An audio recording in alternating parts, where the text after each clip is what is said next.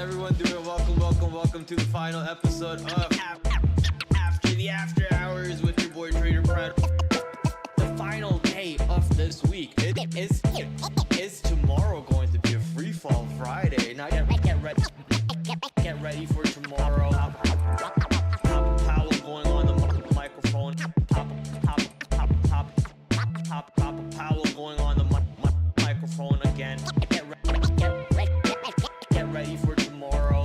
So I do have a watch list ready, but if you guys are ready, hit that like and subscribe.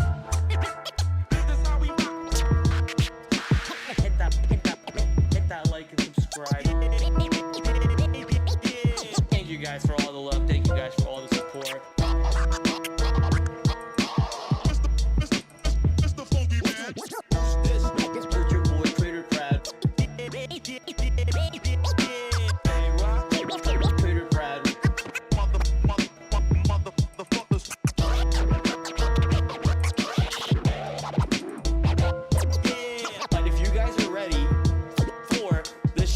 Started.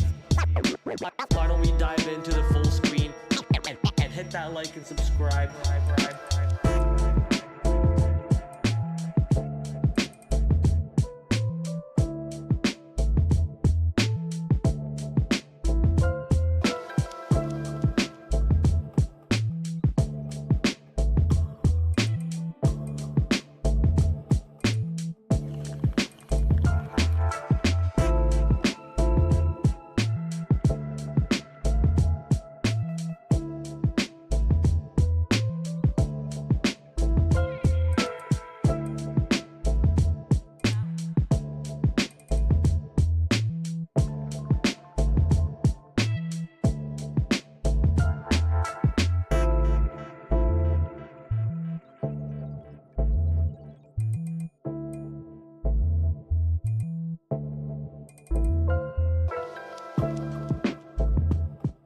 Oh, that was a quick cut. How's everyone doing? Welcome. The lights are not on either. Alexa, lights on.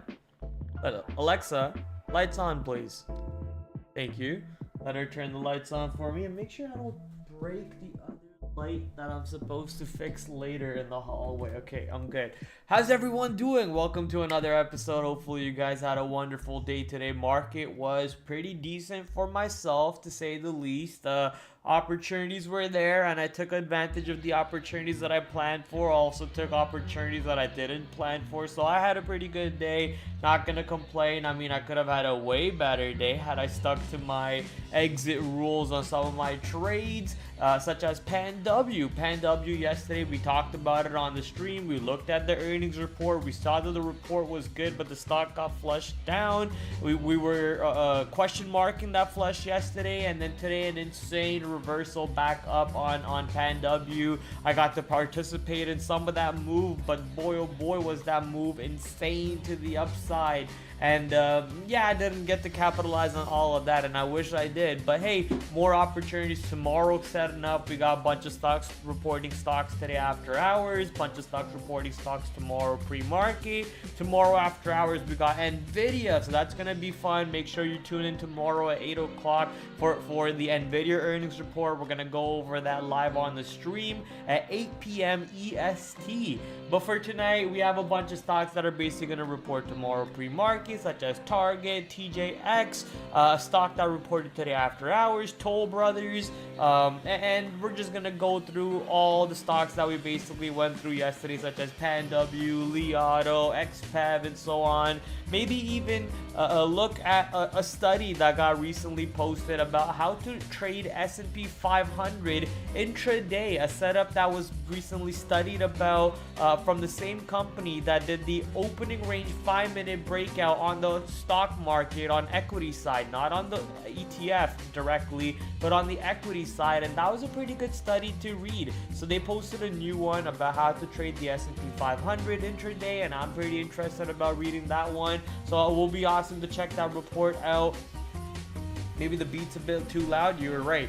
I did not turn it down low enough. Thank you. But you know, I'm very interested to read that study and see how see the setup that they're talking about in there. So we'll go into that a little bit. Mostly we'll quickly run over some of the stocks that we have on store, but most of them are just repetition stocks from yesterday, so don't want to take up too much of our time talking about the same stocks that we talked about yesterday. So we'll just kind of quickly run through those stocks and then we'll go do the study. So why don't we start with heading over to the full screen. But before we do that, let's see who's all in the chat. We got a pretty active chat today. Well, I guess it's just Ani taking over the chat as usual. It's just her name all over the place. What's up, Ani? Nice to see you. TH Dieter, what's up, my friends? How are you guys doing? TH saying, why is there long hair running from your nose to your ear? And Dieter was laughing at that too. Come on, guys. It's in the picture. If you look it up, if you look up the Dune 2 picture, it's literally it's in the picture itself. And in the movie, you can see them multiple times putting something into their nose. Seems to be some sort of an oxygen mask of some sorts, and they keep plugging it into their nose over there. Maybe it was required in real life for them to have that nose plug, or maybe it's just a movie prop. Either way, it's a movie thing, and that's why it's in the poster. Okay? And that's why it's in the thumbnail. I want Tabernacle from the movie. Yeah, did I send you that clip on Instagram? That was funny. The director is French or from Montreal, I believe, and he wanted to put Tabernacle in there, but yeah, that didn't go through. I wonder how that doesn't go through. That's pretty stupid if you ask me.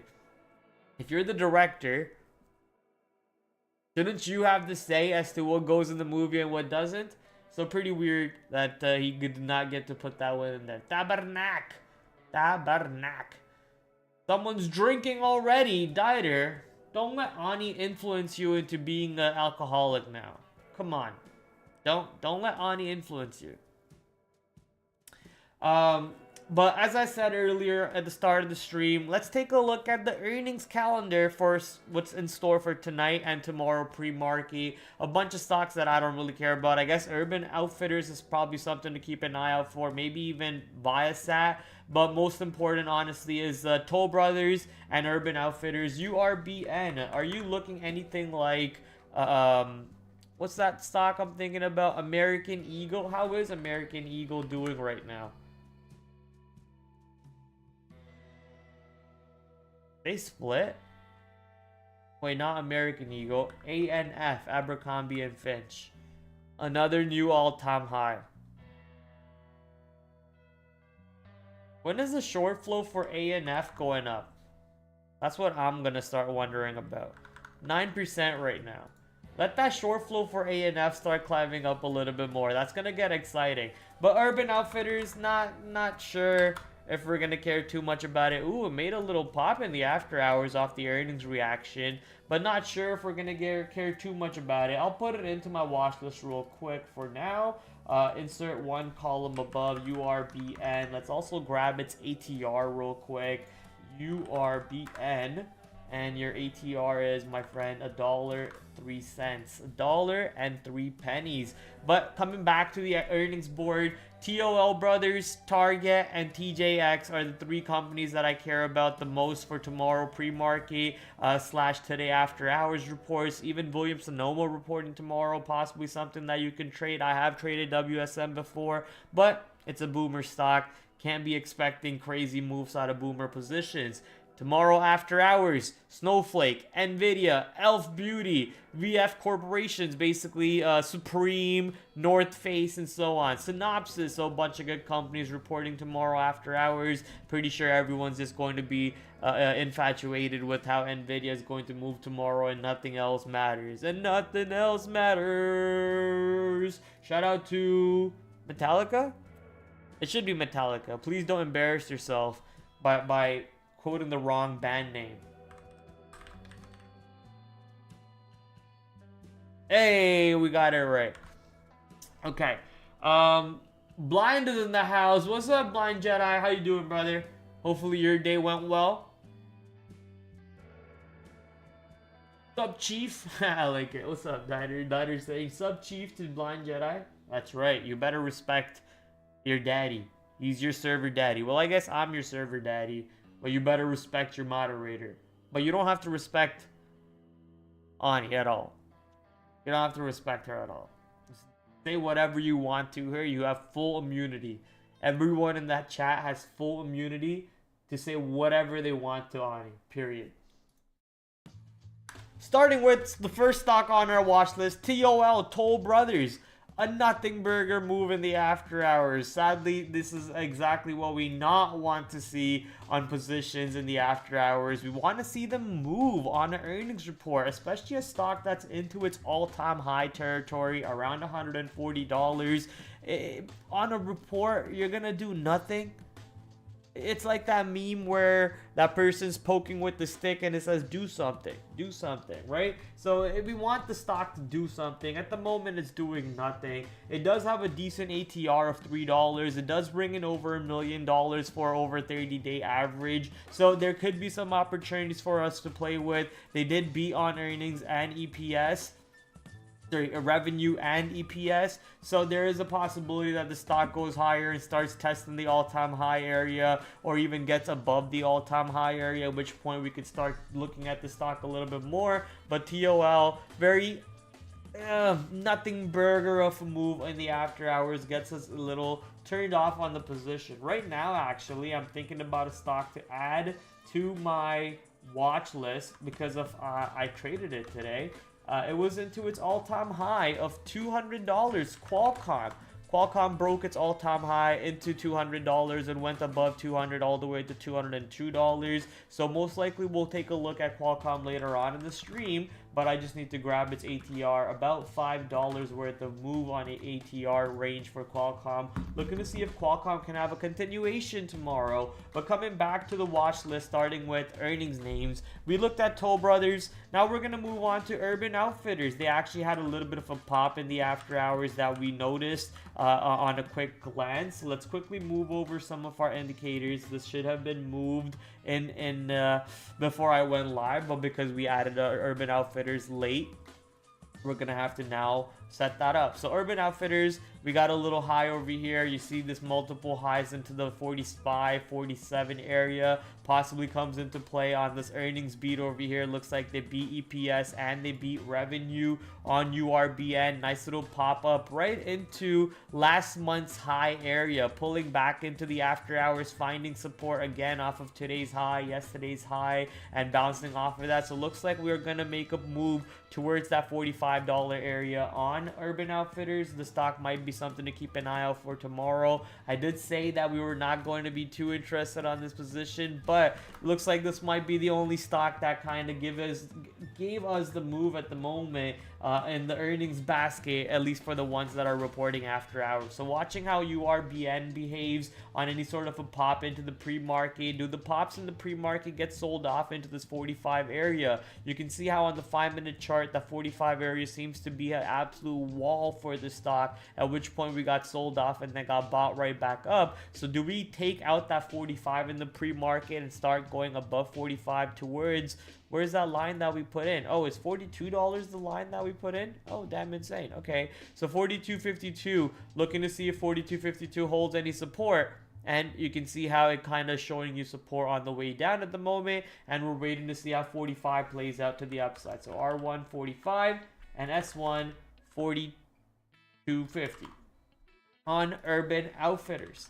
Target reports tomorrow pre-market, a stock that one of our good friends over here in the chat, Angry Buddha, was talking about on our Discord. So go check out our Discord chats. All the links are in the specific platforms that you're watching me. If you're watching me on X, on Twitch, on YouTube, the links are in the description below or in the bio. So go check out those links in the specific platforms that you're watching me in at the moment on. But Target, what I notice is a beautiful setup on the anchor rewap pinch setup. You're looking for basically on this earnings report that comes out tomorrow pre-market. Do we get under this area and bounce on any sort of retracement back into this VWAP, or do we get above this VWAP and find any support on the return into this VWAP? So something like this, right? Or something like this. Looking for those type of moves over here. Obviously that on the daily chart will look a little extended. You might not even get that opportunity like that on the intraday moves. This target, its ATR is $4. Maybe you get an $8 move tomorrow, but overall it's a boomer stock. Not gonna expect crazy moves from it. Walmart didn't really do too much on its earnings day. Later on, of course, Walmart started catching some traction. Costco did actually Costco caught more traction than Walmart on Walmart's earnings, surprisingly enough. And even Target caught traction on Walmart's earnings, surprisingly enough. But Target right now pulling back into a good little support area into the 155, 150 zone. We'll see if we can get below 150 on what this earnings report has in store, or do we now start reclaiming some of that territory that Target gave up in when they started going woke. They started going broke, right? That's a saying, go woke, go broke. So let's see if Target can get above to the north side and find that wall to run into again, into $183, $184 on the longer time frame. I don't think we see that price coming into play tomorrow, but anything's possible. Let's see if Target has a good earnings report. TJ Maxx, TJ Maxx, also reporting earnings, kind of like Macy's. If I'm correct, please. If I'm wrong, correct me. I think kind of like a Macy's, like a stock over here. Macy's made a pretty good move in the pre-market, but then got sold off. Macy's sold off and then got bought right back up. Oh wow, okay, I did not see that coming into play. I did see that it sold off. It popped into the pre-market, sold off intraday, and then popped right back into this $20 area. Maybe Macy's has some play into this $20 zone. But TJ Maxx, waiting to see how they report tomorrow. This is also near all-time high, kind of like Toll Brothers, but they're not in the same basket of trade, right? Completely two different stocks. I'm just comparing the stocks that are into all-time high and that are reporting earnings. So both of them kind of qualify in that basket over there. So TJX, waiting to see if its earnings report gives us any sort of opportunities into its all-time high area over here of 103 zones, or do we just sell back, flush back into previous supports of what seems to be around $90 or even below 90 all the way into $85 or $88 area over here on TJ Maxx. And that is sadly all she wrote for the earnings reports that come out fresh. Now we do have, however, amazing moves on other stocks that recently reported earnings, such as PanW. PanW completely closing the gap from the earnings move, which is exactly what I expected from it. Sadly, I did not hold my trade for that move. I got stopped out over here before the stock even broke VWAP. I chickened out and I closed my position. Big mistake, because I missed out on a monster winner on PanW. Now the question is there a day two opportunity for a move back higher? The report is good. They're making money. They're growing year to year. Everything looks good on PanW. We just had a big nasty move to the downside. Now everyone who sold over here feels like an absolute idiot, and we want them to continue feeling like an idiot. The only way that will happen if the stock continues goes higher and higher and higher. So let's see if PanW has any sort of day two opportunity. For that, you're basically looking how the stock behaves into today's VWAP or even the earnings VWAP. Do we get any buying on dips into 309.50 into 305, which was actually a breakout level off the open? That's where I got long into. So you're waiting to see how PanW reacts on any sort of dips to the downside. Today was very, very strong, clearly, and you want to see that strength carry on into tomorrow. And if that strength carries on, technically we should not even get under this area. If we get under this area where yesterday's VWAP, today's VWAP, the earnings VWAP, all three lines are coming into, if we get under that, then all of this move today is almost negated, and it means that the seller in these areas is way more stronger and way more prevalent than the buyers that came into this area. So we're probably going to get stuffed right back down. So I don't want to see the stock breaking below these three anchored VWAPs. I kind of want to see the stock even into today's high in pre-market, right around this area in pre-market, pulling back and then just kind of tickling this area and then bouncing right off of it. That's kind of what I want to see on this position tomorrow. That sets up a beautiful long opportunity for me on PanW.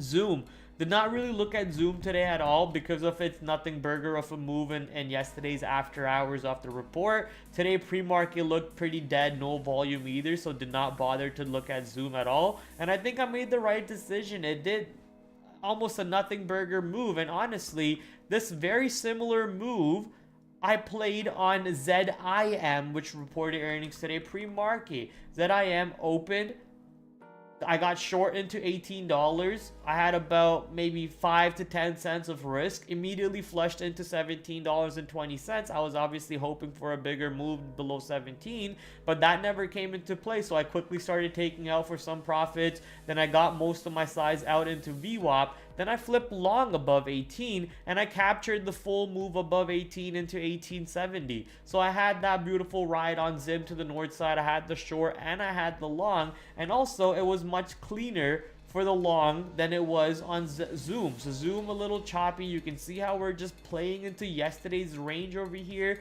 We're in yesterday's high, we're in yesterday's low. Not necessarily, yes, today's low and today's high is much higher than yesterday's low and yesterday's high, but we're technically in just yesterday's range. Not much activity over here for making decisions, and for that we're just gonna leave that stock on the shelf. Li Auto, day 2 of SSR has now been completed. So we're waiting to see how Li Auto now moves. Does it get sold under 20? If it does that open up more downside on this position? And that is your day 3 trade. Not really a day 2 trade because Li Auto, this was day 1. Today was day 2. Day 1 of SSR, day 2 of SSR. Tomorrow should not be SSR. And that means either more opportunities that the stock gets slammed to the downside with new shorts pouring in and taking the stock back down to $15-12. I mean, what is the next stop on this position, right? However, to counteract that statement a little bit, XPEB actually made that bounce into $10.60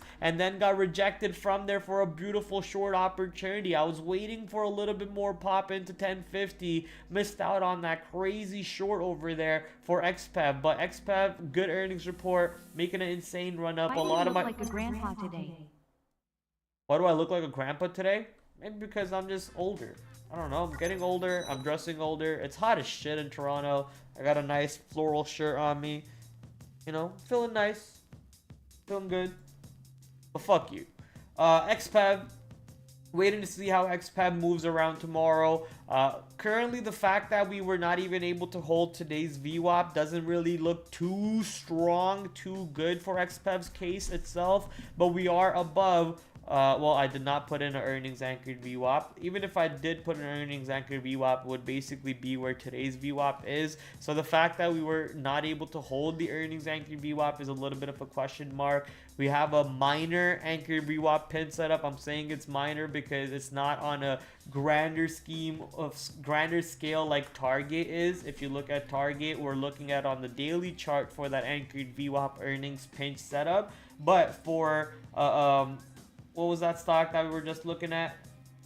XPEB, it's on a smaller time frame. This is on a 5-minute time frame over here because the earnings came out today pre-market, and the previous earnings anchored VWAP is currently showing you a little bit of support around 850. However, tomorrow I think the more fun stock to trade might just be Li Auto if we can find some selling under $20. But XPEB also on the watch list without a doubt. ZIM, with the negative earnings report, moving back to the upside over here. What looked like it was going to be absolute free fall sell to the downside on ZIM actually came in and brought some buying. So tomorrow, if we can get above this 20 for some reason, this $19.80, $20, that's going to open up a lot more shorts. All the shorts in this area is going to get bust out. We already have about a 30-40% short float on this position. So it's just going to bring more activity. So waiting to see how the stock reacts on a move to the upside or even on a move back to the downside under $17. So for me, it's the 17 or 20. Without those two numbers, I'm just I don't really want to make a decision on ZIM. So waiting to see if ZIM gives us any good day 2 trading opportunities for us to play with. Couple other stocks over here that you could possibly take a look at as day 2 opportunities. Macy's past $20. Macy's actually made a beautiful reversal that we did not know about. came back above VWAP, held today's VWAP, and then ran into today's high, surprisingly enough. So if Macy's can stay above 20, I think there's a good long there for us to be involved in. Make sure you're watching that area. Lowe's got sold off pretty hard in the after hours on what seemed to be a positive earnings report. So Lowe's possibly something to keep an eye out for going into tomorrow. That area around 225, it seems to be a pretty solid level. We closed just above 225. Looks like even 220. If we get under 220, there's a chance that the stock could, on a swing term scale, could flush into 210 area. But if we continue to find support over 225, then there's almost no short on this position tomorrow at all. So watching how Lowe's reacts into this 225 area. XPEV, I kind of want to put it on the shelf. I don't think we see a move back into 1060 tomorrow. It might just take next week for us to travel back up there. But if I'm wrong, then you might want to react and see how the stock behaves over here at 1065. Silver, another try into going into all-time high. A nice little double bar setup. Last time the stock gave you a double bar setup. What do you want? You look like Gramps on cruise hitting on 14 years old. You wish I was hitting on you, child. You wish. Silver giving you that same double bar setup over here, pushing to the upside a little bit and then breaking out. And now we're getting that same repetition of a double bar setup. I guess you should not say repetition because that bar does not look very similar to that bar, but almost similar of a breakout coming into play around 29.50. So silver, if the squeeze continues, you got to watch out what happens over there into 29.50 to $30 area. GME kind of sleeping a little bit.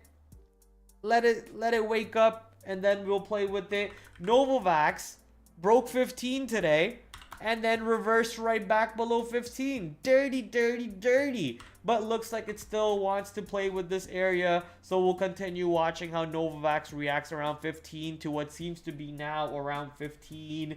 R1 15. R2 1570. So watching how Novavax trades around those two price points at the moment on the upside. JPM. JP Morgan, whoever put JP Morgan on my watch list, shout out to you. You gave me a couple beautiful short scalps and ones that I should have traded better. This higher anchored VWAP is actually yesterday's anchored VWAP, and you can see how the stock opens up and starts rejecting into that 200, 199.50 area. Gives you amazing scalps over there. This is where I actually get short and right into the downside. I try another quick short here. Actually, no, I get stopped out over here and I kind of walk away from the trade. But I had a short over here multiple times in the day that I basically end for flat. I end for flat on those trades. But later on in the day, once the move actually kicks in, I capture some of that move. The idea is, you know, JP Morgan, Jamie Dimon talking about retirement. The stock got flushed. If it's actually substantial enough of selling for some reason, then yesterday's VWAP should show us some selling, and it did show me selling, and I took advantage of it. But now the fact that we're getting above yesterday's VWAP might negate the whole theory, so the stock might not be in play tomorrow. So be careful if you're watching JP Morgan. Qualcomm breaking the all-time high. Shout out to Qualcomm, taking out the 200 area. One of my traders on the trading pod called out Qualcomm. I actually sadly did not join the trend because I'm an idiot. I tried to short Qualcomm. I lost on it. I think my highest lost notional trade today, notional meaning dollar value, was probably Qualcomm or Microsoft. It's either Qualcomm or Microsoft, the highest notional value lost on a stock today for me. However, yeah, it was just easy long into 200. The stock gets into $200, holds the $200 for multiple minutes right there on the 5-minute chart. If you go to the 1-minute chart, you can see how cleanly it holds the 200 area for multiple minutes, right? Breaks out above 200, never really gets under 200, and then breaks out. I try a short right before 200, I get stopped out, then I try a short in this area, then I realize I'm an idiot, I should not be in this position. I get out for flat on that one. I should have flipped long. I did not flip long. And yeah, missed out on a nice move over here on Qualcomm. So waiting to see if Qualcomm can start rallying back up tomorrow, give us some sort of a day 2 trade, pull back into this 199.50, 200 area, show some buying over there, and then run back up for another new all-time high. Semiconductors waking up once again. They're all anticipating Nvidia's earnings reports to boost the whole market higher. Not just semiconductor market, but the whole QQQ market. Propel the market higher. Strap on the hydrogen. Is it hydrogen that SpaceX uses in the boosters, or is it nitrogen? Or is it... I think it's nitrogen. Not sure. But strap on those boosters. Probably not hydrogen, because, you know, that would blow up. Hydrogen bomb? That would probably blow up. But either way, strap on those boosters and take the whole market to the higher side with it. So let's see what happens with the Wednesday after hours. Obviously, tune in tomorrow, 8 o'clock, to check out the earnings report from Nvidia live on stream with your boy, TraderPrad. Or am I typing? Roblox. Same 32, 34. I have that all the other positions over here on watch. Unity going into $20. Shopify around 57 to 60. Looks like Shopify wants to break 57 to the downside. So Shopify looks weak under 57. That looks interesting. Starbucks looks strong now above 77. So that could set up for a swing trade, a long trade. Airbnb getting ready to break 144. And if we break 144, easy 140 coming into play on Airbnb. And then we obviously all have our favorite large cap positions. Tesla 180 long was monster today. Shout out to Tesla at 180. Microsoft broke out all-time high past 430 today. That was a pretty good trade. AMD playing a little bit of a catch-up, but sadly giving up some of the gains. Netflix moving to the north side today. So stocks are waking up. Coinbase moving higher, Bitcoin moving higher, Mara moving higher, Ethereum being talked about, a spot ETF about Ethereum. So obviously ETH is now being rallied to the upside. Look at Ethereum there. Insane rally on Ethereum. Obviously, if Ethereum rallied, BTC is going to use that juice a little bit. So watching how Bitcoin behaves into its all-time high, which is about $3,000, $4,000 away to the upside. So the markets are very frothy at the moment. They're juicy. They're juicy, and it's not time to sleep. It's not time to fall asleep at the wheel. It's time to, you know, pop that caffeine. Zins into your mouth, that nicotine pillows, pop that caffeine liquids into your systems, and be very alert and make the right decisions, because the markets are very juicy at the moment. Very, very juicy. And let's make the best out of it. And that right there is my watch list for tomorrow. My nice little sweet little watch list for tomorrow. Can't wait to see what opportunities we get and how much money can we bag. Hopefully I don't shit the bed tomorrow like I did on my Pan W trade, where I could have made so much money, but instead I could have probably 2x'd my day today. But I shit the bed. I shit the bed. I shit the bed. I shit the bed. Alright. Tomorrow, economic calendar. Tomorrow's economic calendar looking pretty boring. We do have existing home sales coming out at 10 o'clock, but besides that, nothing else. And honestly, that's good. That's exactly what you want to see. We don't want to see Fed members coming out throughout the day talking on the microphone, moving the market over there, or even Secretary Yellen coming out and yelling. So you want to be careful around those time periods. So tomorrow looking pretty boring, pretty dead. However, we do have two important time periods later on after lunch, which is at 1 o'clock we have the 20-year bond auction, and at 2 o'clock we have the FOMC meeting minutes. So that's going to be a pretty important time period for the overall market. The FOMC meeting minutes are not FOMC. This is not an interest rate decision date. This is just a transcript that gets publicized at 2 o'clock of the conversations that they're having in the meeting. You will see a paper with lines crossed out, basically things that are different from the previous meeting to the current meeting. It will have the tonality of either bullishness or hawkishness or neutral, right? They might want to stay in the neutral tone, not try to move the market too much. And it is very important to see if they're talking about interest rates going down or higher, what signals they're seeing. So a lot of things will be important at the 2 o'clock, and obviously the 20-year bond auction, very important. The 20, the 30, the 10-year bond auction, anytime they come out. So tomorrow, Wednesday, 1 o'clock and then 2 o'clock. 10 o'clock a little important. I don't think the market should move too much off that 10 o'clock number, but we'll see what happens. If you're trading oil markets, you already know this, but every Wednesday 10:30 crude oil inventories for USA comes out. That's a little important number. And on Thursdays, it's the natural gas numbers that comes out at 10:30. So you're probably watching 10:30 numbers if you're trading the crude oil market, CL market. Let's go check out if there's any IPO scheduled anytime soon. We did see this IPO last time, 100 million only, which is not that big, right? It's not that big, but if there's a trade, it could be something fun. Let's go see what these guys even do. Is it tomorrow?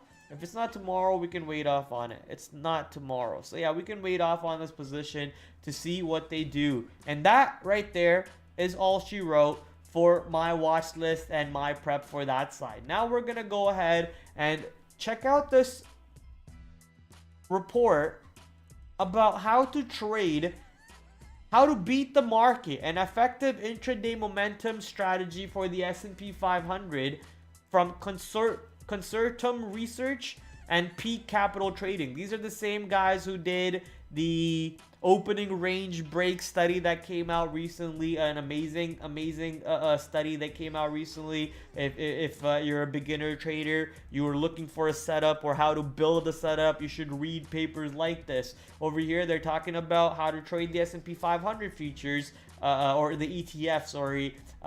Probably a report that I should read on my own time, but I just want to quickly study through this, see what the gist of the strategy is. So let's see if we can skim through here. Looks like what is this, just a spy and the momentum stop added to it. Okay, strategy daily return, yikes. So why is this a good paper? Momentum stop at the opening, at the OPP band, momentum stop at the current band plus VWAP, and then just a spy. So this is just a spy. This is trading the spy with the strategy with some normal stop, and the green one is their actual study that they're posting, where it's trading the spy with their strategy advanced, and you can see how big of a difference in information, or not information, P&L curve you're getting to see from the time period that they're doing this study in. Just a couple days. Okay. You would think that the study would have been done for over multiple years. Ooh, they did another one. Volume, target, momentum. So that one did a lot better because they actually set a target. This one probably had the same target system such as the opening range break target system, which is take out at the end of day. But this one actually has a proper target system, and that keeps more profits. Ooh.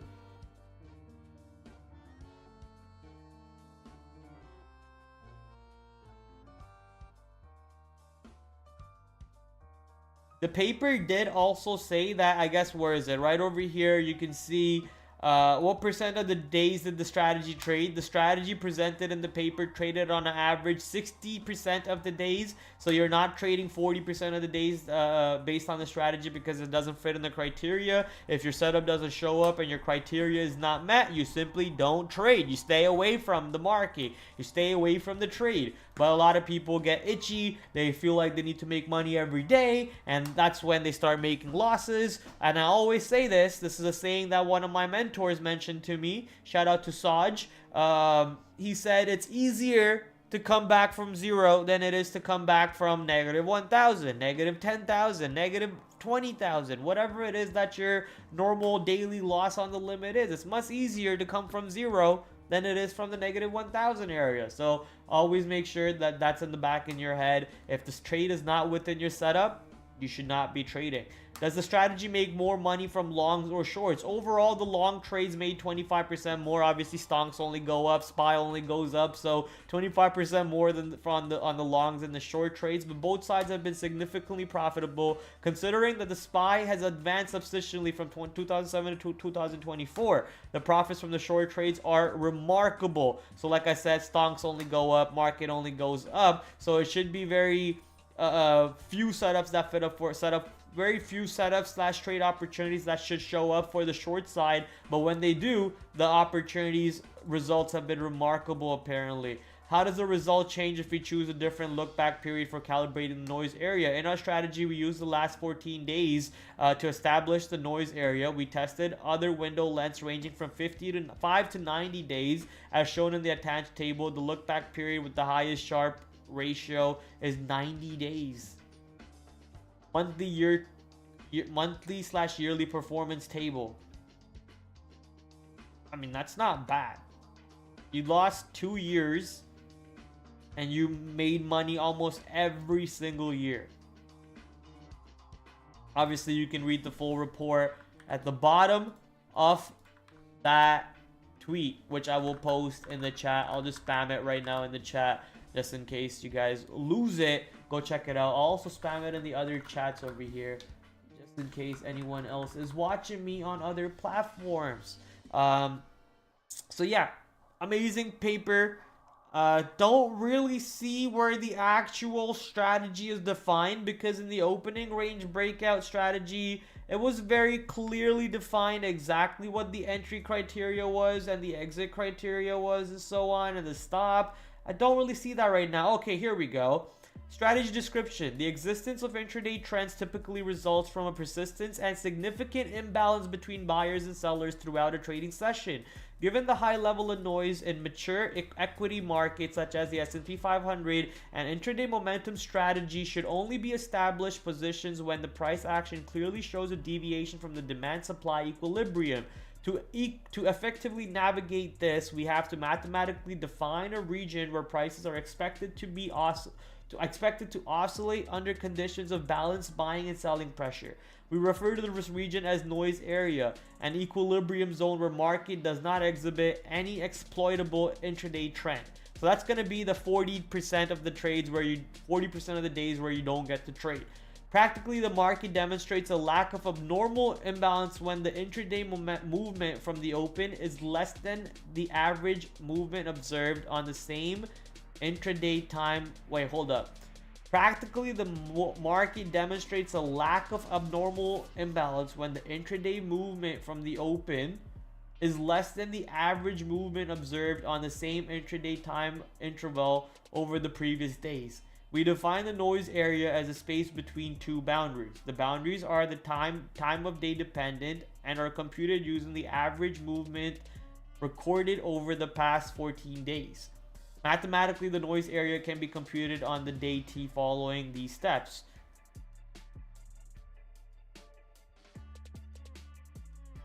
I mean, I'm going to pretend like I understand what's going on over here, but this is sum of average of 14 days for the time. They're calculating the time for the open, but what does the statement even say?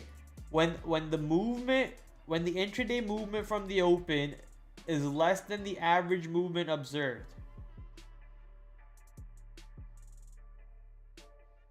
I'm gonna copy it, put it into freaking ChatGPT.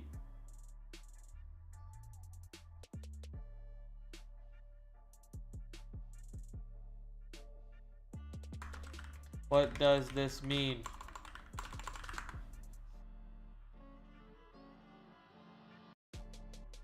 The price movement of a security within a single intraday, it can be measured from the opening price to any point throughout the day. This refers to the average price movement during the same time interval over the past 14 days. For example, if you're looking at a movement from the market open to 10 a.m., you would calculate the average movement from the open to 10 a.m. over the past 14 days. So kind of like RVOL, but instead of RVOL, you're calculating RATR, relative ATR. So instead of R wall, you're calculating the relative ATR, the relative move the S&P 500 makes between, let's say, 9:30 to 10:30.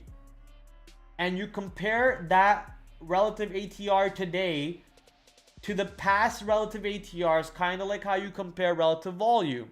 And that will show you a possible imbalance. I'm understanding that a lot better now. Okay, this is the range. Okay, let me just continue reading that. If you're looking at the movement from the market open from 10 a.m., you would calculate the average movement from open to 10 a.m. over the past 14 days. This is the range within which the market movements are considered normal or expect based on historical data. It is defined to be between two boundaries. Upper boundary, typically calculated as the average movement plus some factor volatility. Lower boundary, typical same thing. These boundaries are time of day dependent, meaning they are specific to different time intervals throughout the time of day. Lack of abnormal imbalances. If the current intraday movement from the open to a specific time is within the noise area that is between the two boundaries, it indicates that the market is behaving normally on a historical pattern. Conversely, if the movement falls outside of the noise area, it may signal an abnormal imbalance or unusual activity in the market because the ATR off the open is above average. And that is bringing in some good moves for possibly rest of the day. You could use other indicators such as VOLD, the tick, or even the ADD to help you out on that scale, right? S&B Capital posted a good video about that. Our buddy Dieter uses that indicator quite a bit, so go check out that one. Because calculating the ATR manually, you're gonna kill yourself doing that because you're gonna have to save historical data. Not sure if Trade Ideas does relative ATR. Let me actually tweet out to our good friend Michael Noss. Michael Noss, where are you?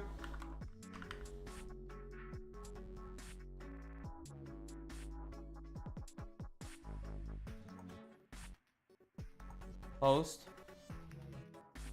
Can we get our ATR, please?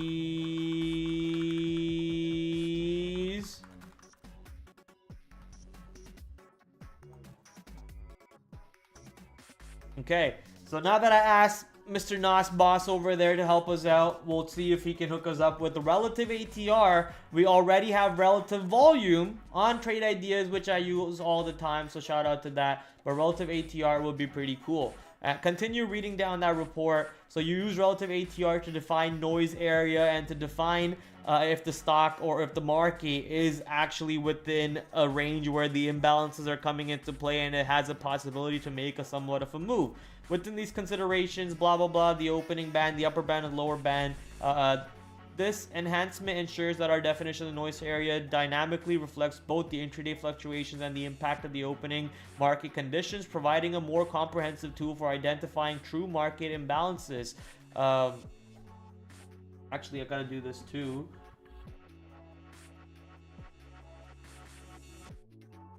Jose.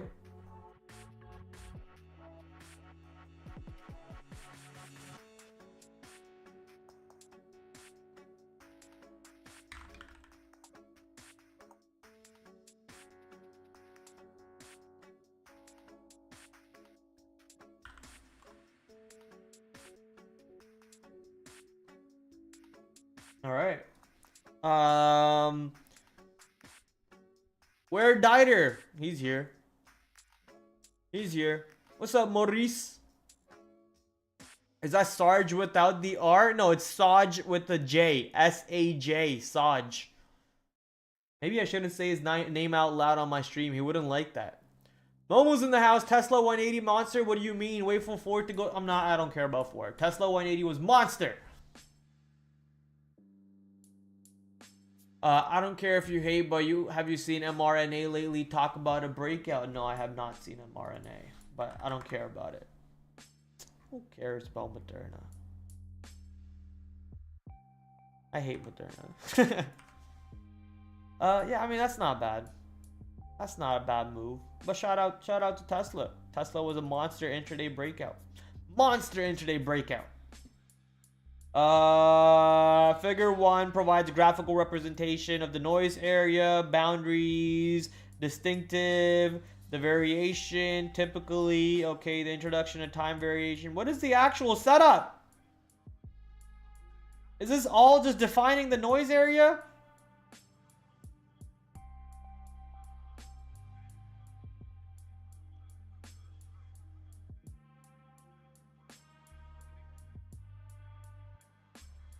I guess if the imbalance of the ATR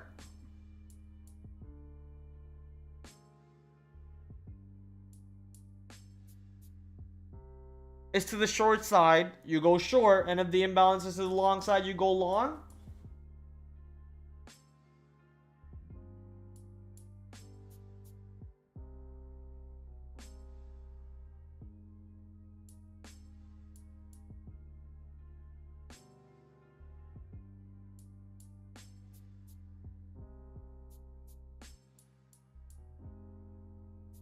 Okay. A crossing above the upper boundary illustrated by the blue line indicates abnormal buying pressure, potentially hurdling an exploitable uptrend. Conversely, a crossing below the lower boundary depicted by the red line signals abnormal selling pressure, suggesting a possible downtrend. So there you go. That was basically the idea there. This is the noise area where you do nothing.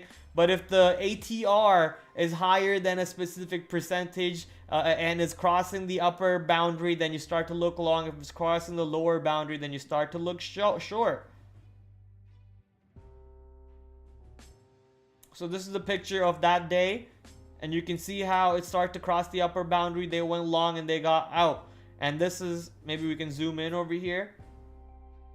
Right? Crosses the upper boundary. Got long on the pullback. And then got out at the end of the day. Got in, got out. And that's basically the setup. And this is where they lost. They got in and got out at the end of the day. No stop programmed at all. And just simple get long on the upper band, move high. Stop or profit target at the end of the day. This is where stops were actually coded. If it crosses back below the band, get out. Right? This is where a better stop was coded. Where you're using VWAP along with the band. Okay. You're using VWAP along with the band.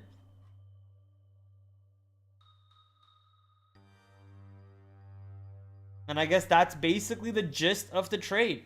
That's the gist of the trade. So you're, once again, for those of you wondering what they're looking at the average move of the stock, let's say in the past 14 days, how much it moves.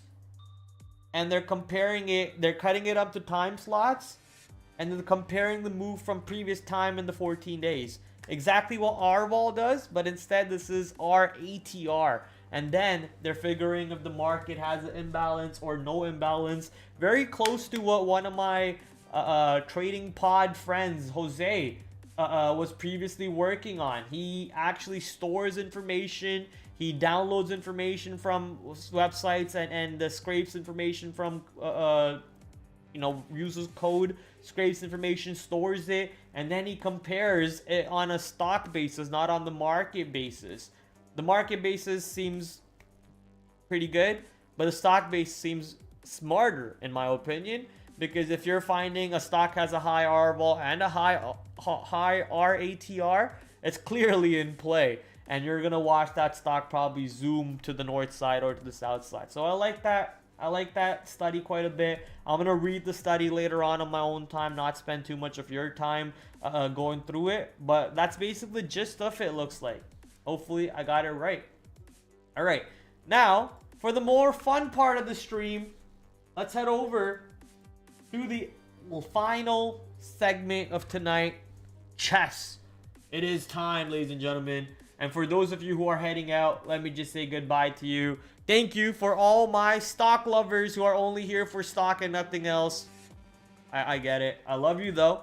I love you. Hit the like, hit the subscribe, share it with your friends and all that fun stuff. Let them know that TraderPrad's over here. Also, go check out my affiliate sponsors, Benzinga, Trade Ideas, and TraderSync. Use code PRAD15 to get 15% off. If you're on Twitter or on Twitch, the links are in my bio. Go check out the Linktree link in my bio and go click on all the links in there. The social media links, Discord, Instagram, TikTok, all that fun stuff. And obviously, check out my affiliate sponsors. Also, I appreciate all of you who've been watching me. And for those of you who want to stick around for the more fun part, Dieter, don't do that. Dieter over here biting his nails. Dieter, don't do nails, Dieter. Come on, you gotta have some faith in your boy. Time to go to chess, ladies and gentlemen. Time for chess. But before we go to chess, you guys know I need my music. Or should I say I need Dieter music. Not my music. I need Dieter music. Swimmer, why are you always in here not saying anything? Or at least you come in sometimes just to troll me. You're not a good friend, Swimmer. You're just like Ani. You're just like Ani.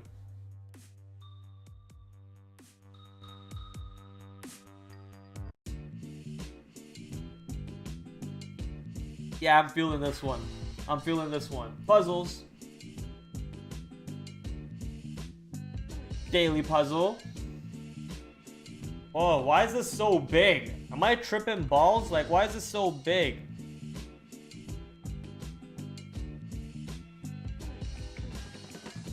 Am I tripping balls, chat? Why is this so big? Okay, wide to move.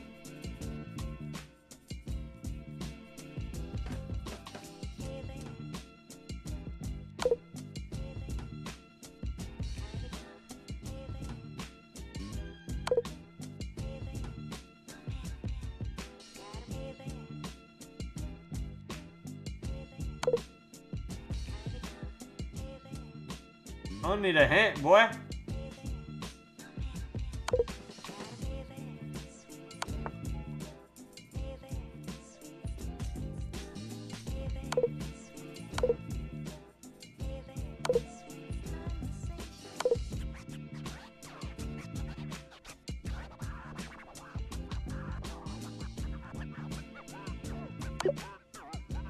Is that checkmate? How? Oh, that's how. I was wondering, like, why can't he just take me? Okay, I'm stupid. Tres stupido. Tabernac. Okay. That was easy. Black to move.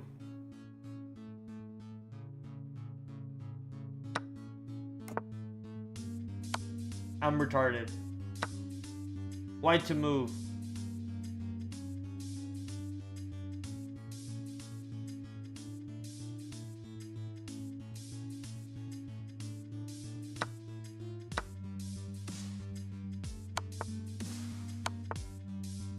Ah!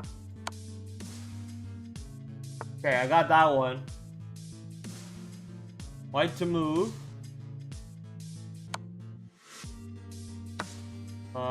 White to move.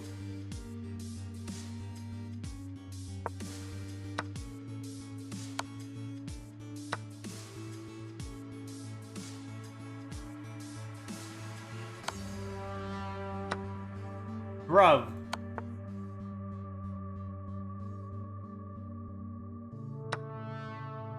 Be forked. Look for the fork.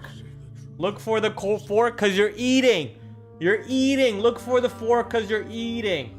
Tabernacle de colis Dios te de sant sacrament. Hopefully I said that right. I have no clue what I just even said. No clue what I even just said.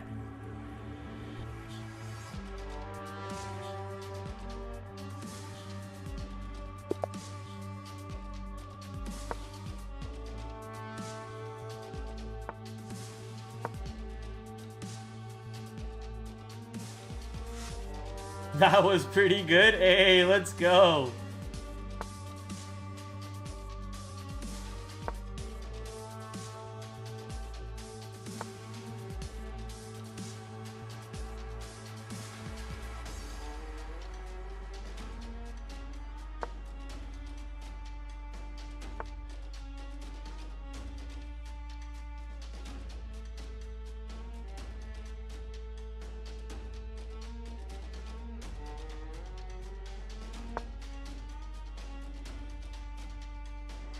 I don't know why, but everyone in this rank, when I move this here, they just go for the trade. But this guy didn't, surprisingly enough.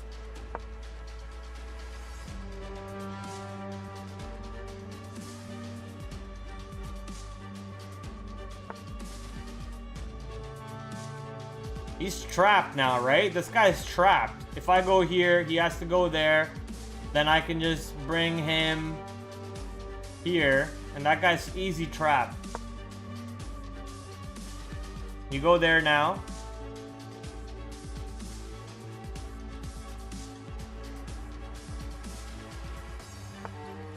And then I do this. And then he does that. And then I bring him up here. Right?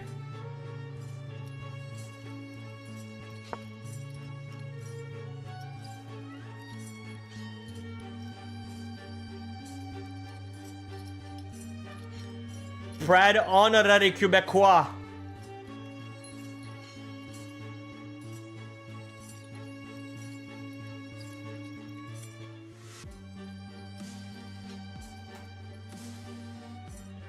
Come on, Tabernac, think quicker.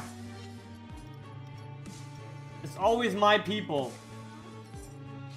It's always my people.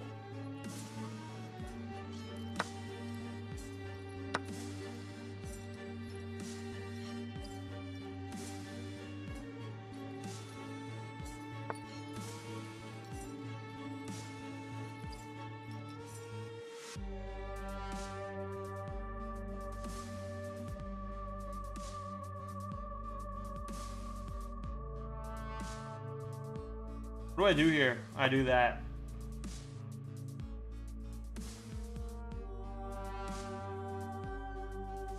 But if I take it, he just does this. Oh. That's awkward. We don't want to trade two pieces, do we? That's awkward.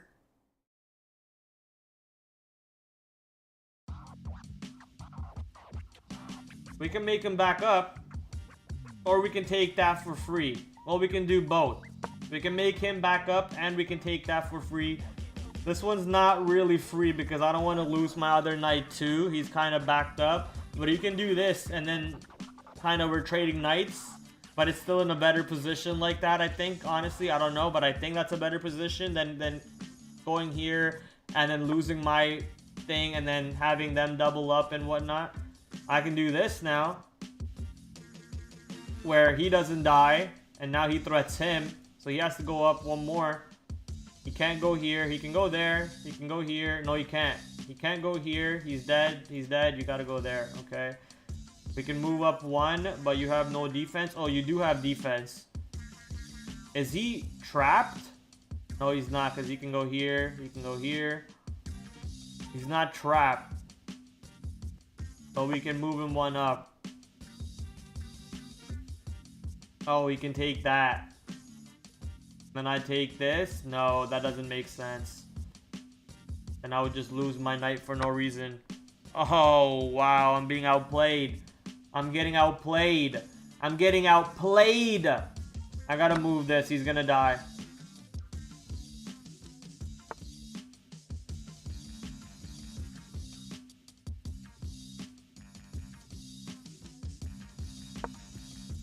He's trying to fork me. He's trying to fork me.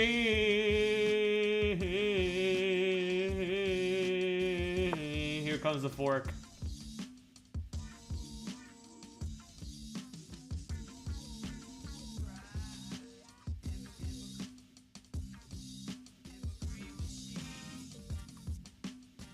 I lost this one hard, broski. Broski. Broski. Why can't I fork? Hello?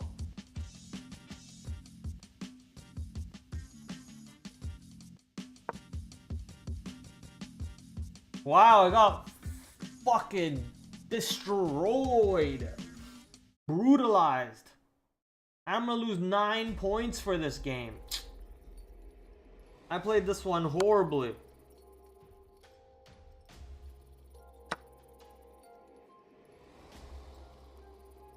Okay, that was a save at least.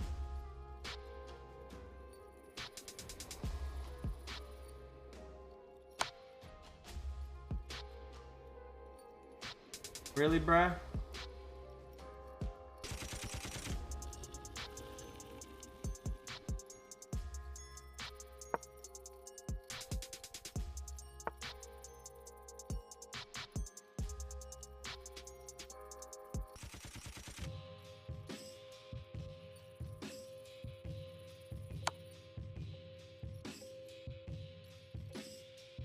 Oh my god, what am I doing? Well, I thought I was being genius over there. Thought I was being a genius by moving them and checking the king.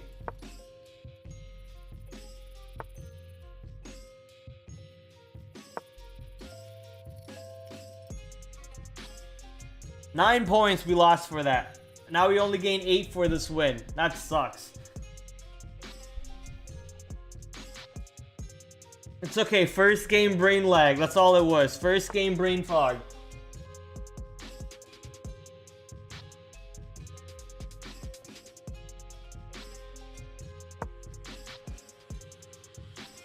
The thing is, I still don't know sometimes, you know, when the opponent does a specific move against the London, what move am I supposed to counter with? I don't have that perfectly memorized just yet.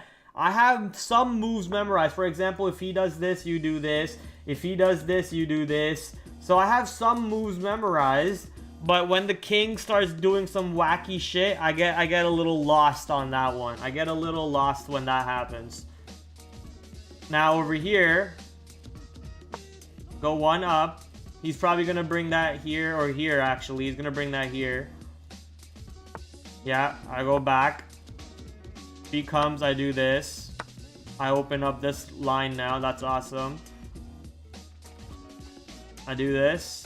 I do this. I do this. I do this.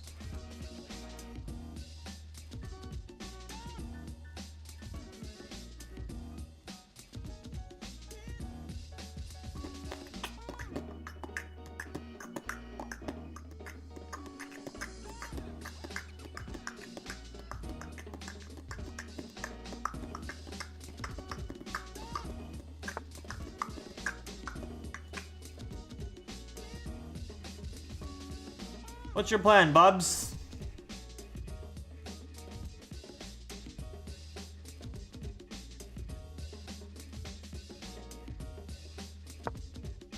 I don't know what his plan is, but it's pretty diabolical.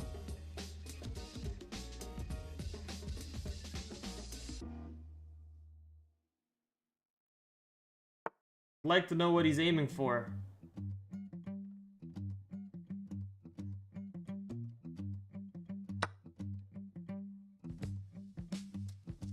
He thought I'd take it with my horse and not double up, but buddy, I'm stupid. I will double up. I'm crazy in the head. I'm loco.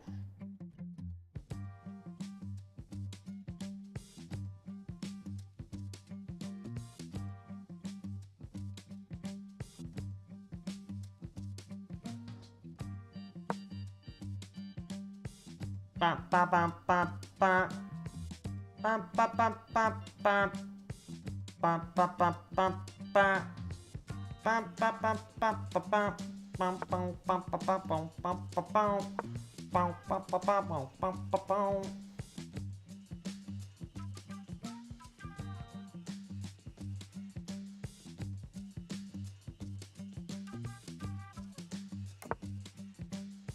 Oh, thank you. Exactly what I needed you to do. All right, let's play. Let's boogie.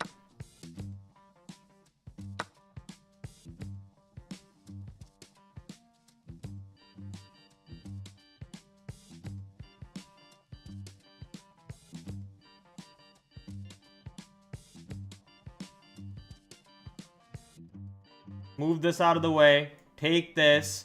Sacrifice that. Bang. Check. Mate. Game over. What do you want to talk about, Ninja?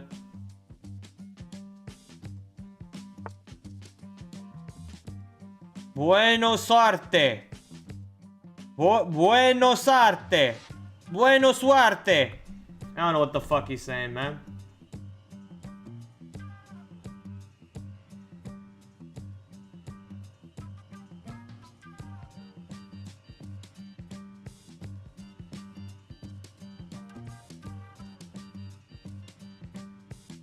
Fuck it. You can have it. I don't care. You can have it. It's yours. It's yours. Congratulations.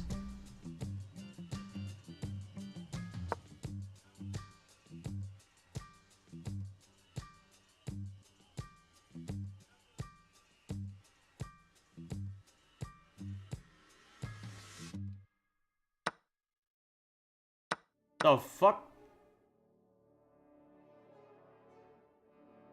Ooh.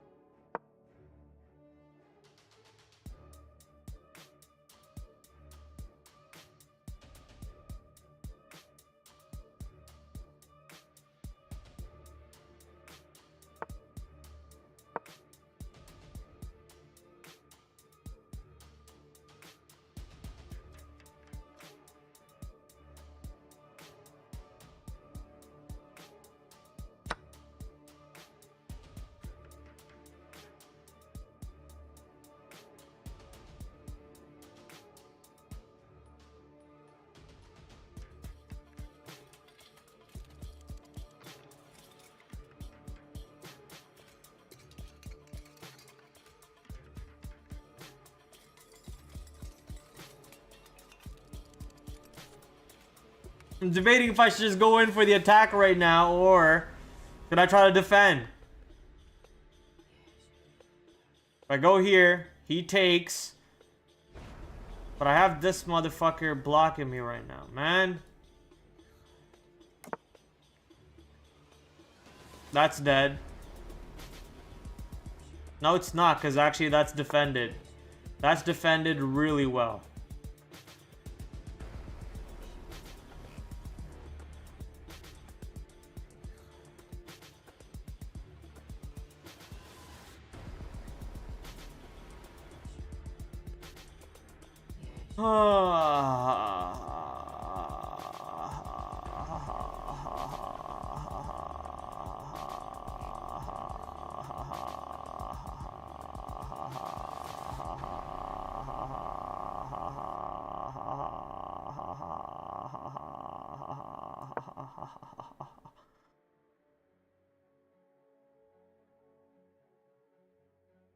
You can have it.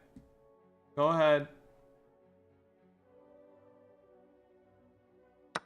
Alright. Oh no. Yeah, that was pretty stupid, huh?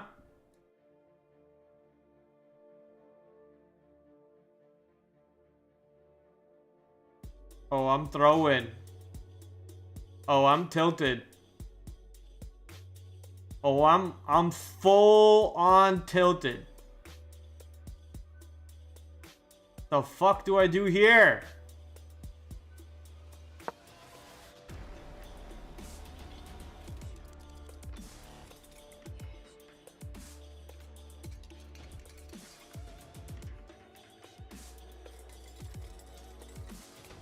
Tabernacolis. Where's that sentence, bro?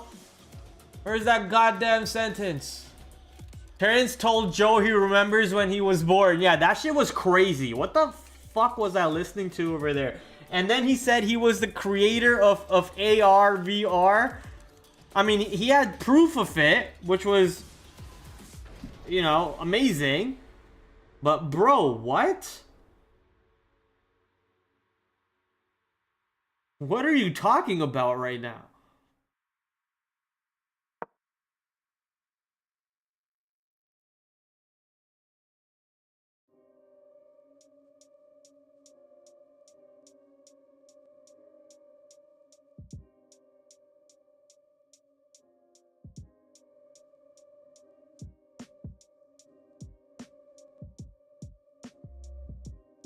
Don't take his rook. Yeah, I can't.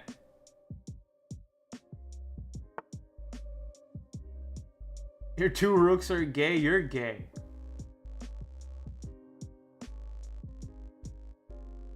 Don't call my rooks gay. You're gay. Oh my god.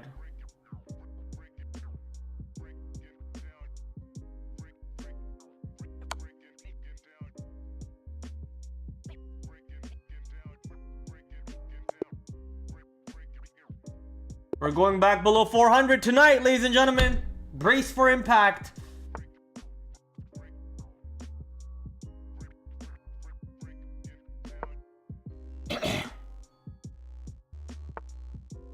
Akharji. I don't know if he's Indian or not.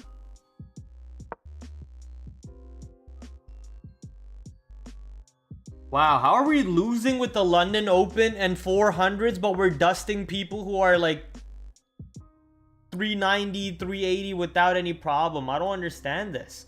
Like, I'm getting rolled right now. This is embarrassing.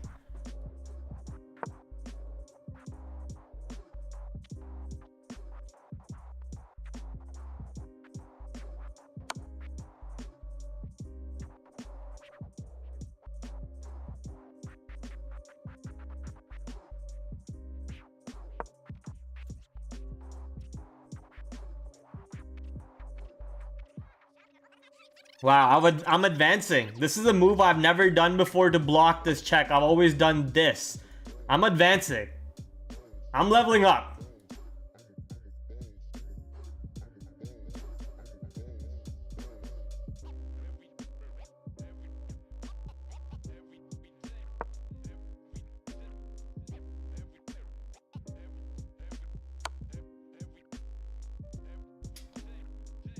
Motherfucker.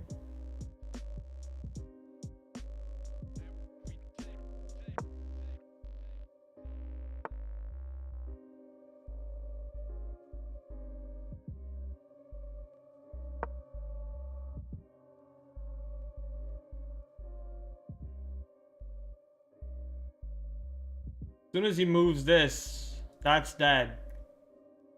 Unless he does that, and then he moves this. I need to get this out. I need to get this guy here, and this guy here, to finish my London opening, and then I could then start making some moves. Prad, will you play chat 1v1s? I do. I do sometimes play chat 1v1, but probably not tonight. Probably not tonight.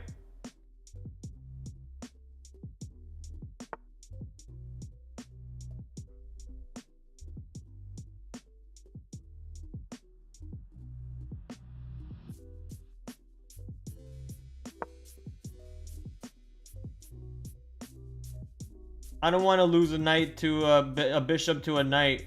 I could protect him with my knight and then trade knight for a knight and then lose my bishop while I'm at it. But that doesn't seem like good math to me. So we're going to bring back our bishop. We're going to advance our knight in the next move. Advance this guy here. Advance this guy here. And then we can take this knight over here. And then trade the knights. Trade the bishops. And set up the board a little bit. I need to move him here and move him here.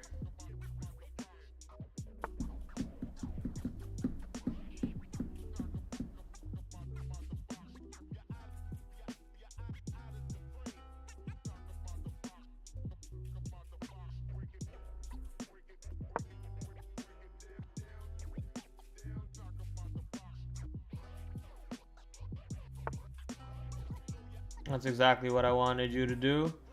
And I can do this. Probably gonna do that. I should have probably just taken him, huh? Yeah, I should have probably just taken him there.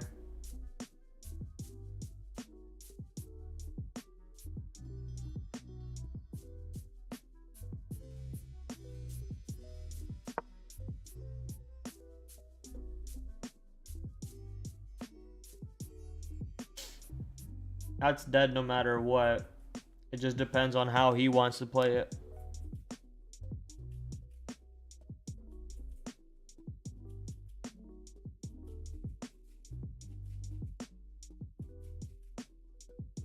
I just didn't want to double up my pawns, but that would have been the better play there, I think. I'm not sure.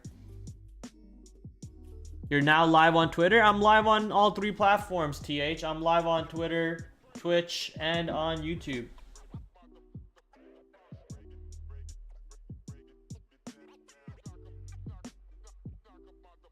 If this guy can make a goddamn decision tonight, I can probably get a freaking win and then call it a night.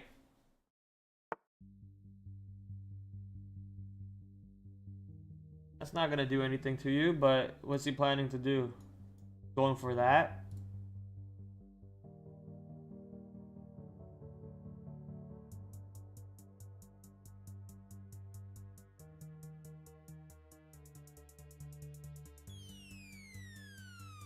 I'm dead there. I'm dead here. I'm dead here. I'm dead here. I'm dead here. I'm dead here. I'm dead here.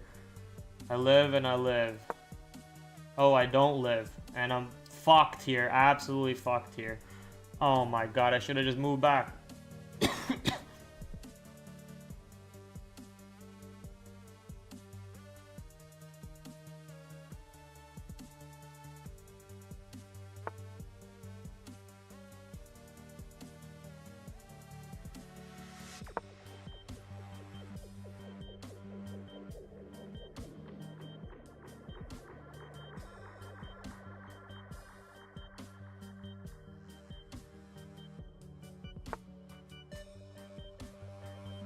A good block. I'm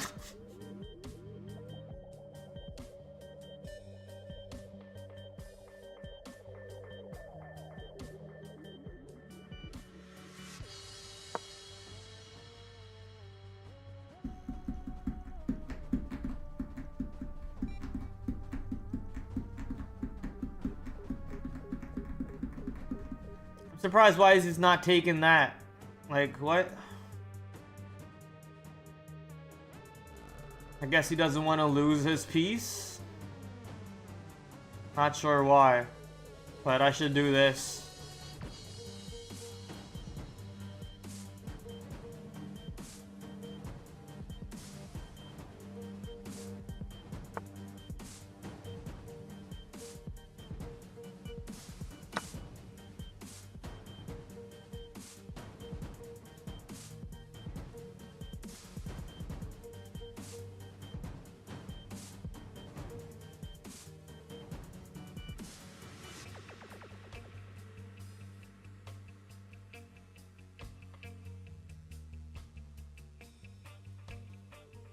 I'm wondering what he's thinking right now with his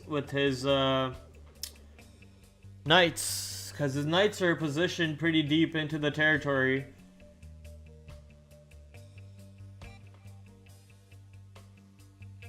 I guess he's waiting for me to move my queen so he can fork my rook and my king. I'm not gonna let him do that though.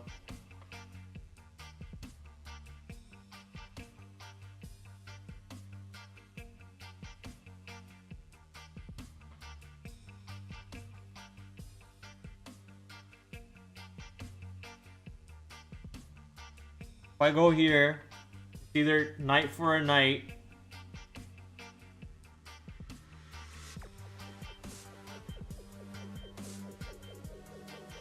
Where was it I was gonna go? Wait, where the fuck was I gonna go? Here? Knight for a knight? Or here? Am I in danger here? Not really. Okay, let's go here. Knight for a knight.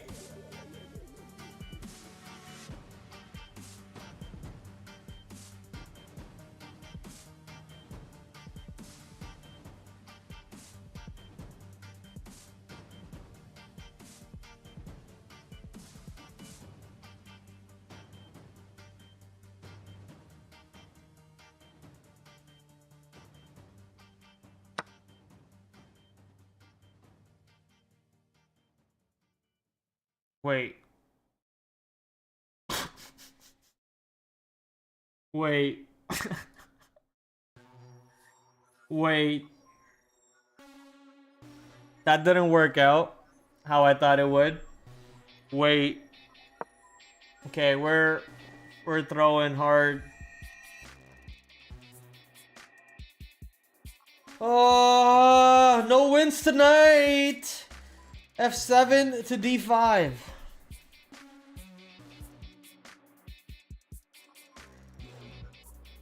Yeah, now I can.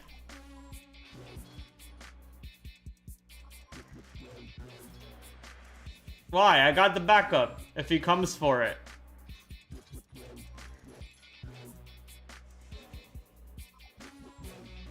Well, he can do this, and then I take him.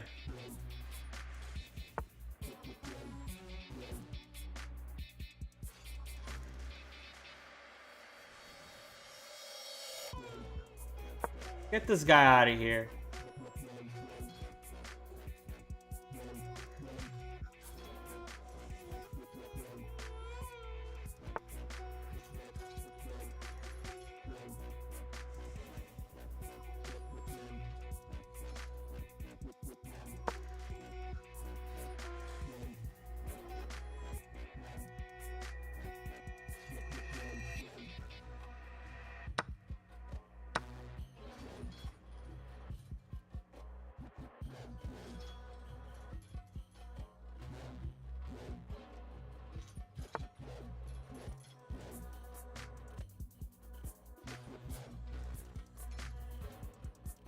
Guy trolling?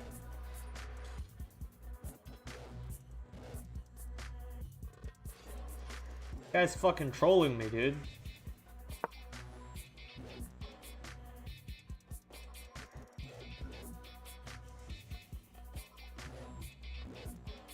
Let's go for a fucking check and get this shit over with, huh?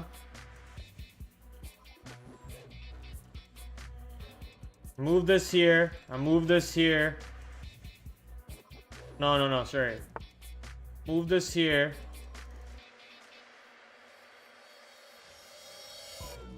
This bloody bastard just trying to bait me.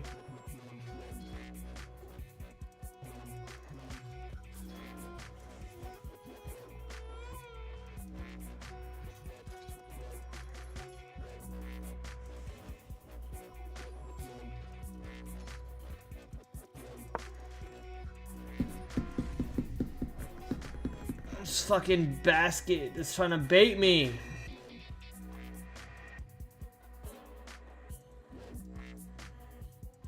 I'm gonna win on time though, I think. Looks like it at least. Oh my god, am I forked?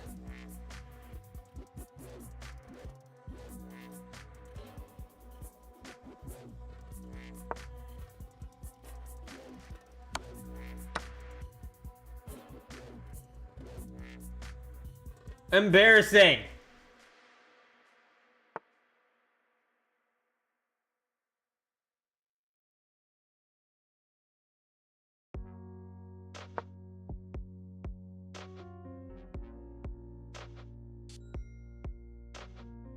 I just gotta hope I win on time, for fuck's sakes.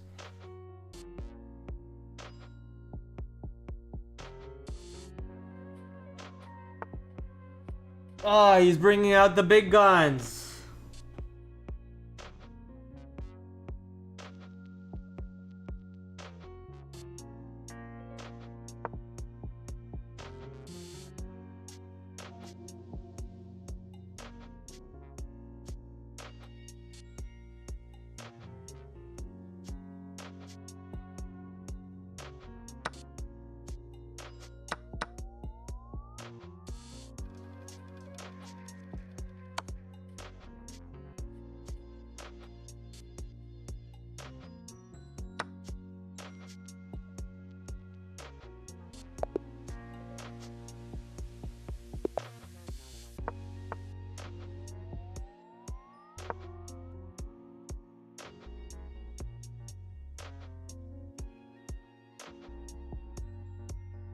All because of Dieter's music, dude.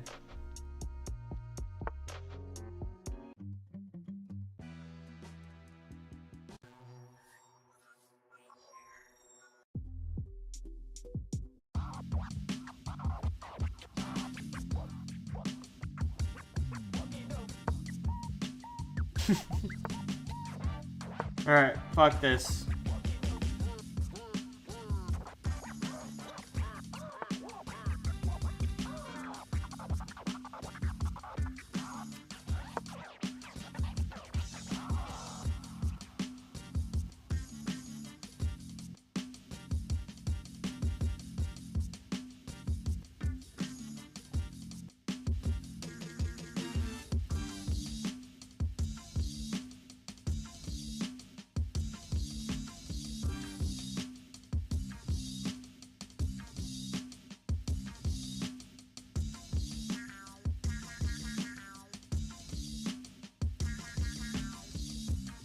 Yeah, I want to see that too, but it's not happening, is it?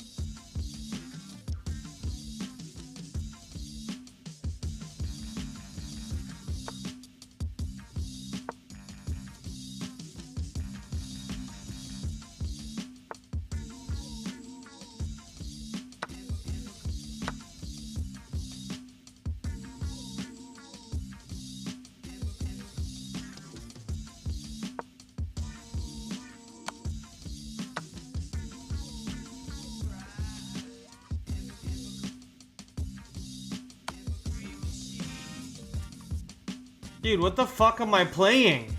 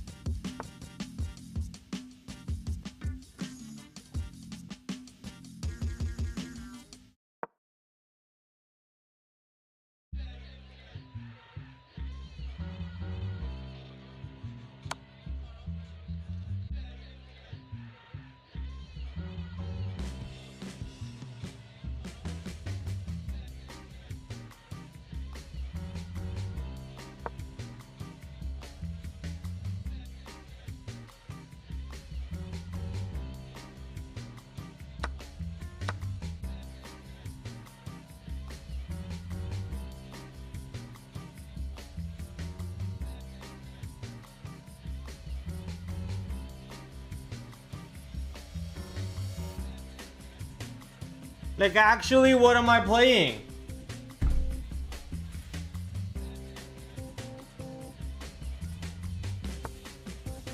And why don't I win 9 for this?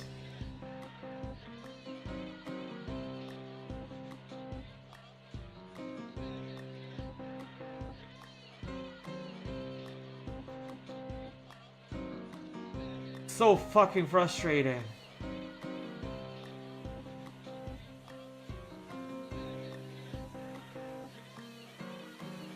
You go here, you live.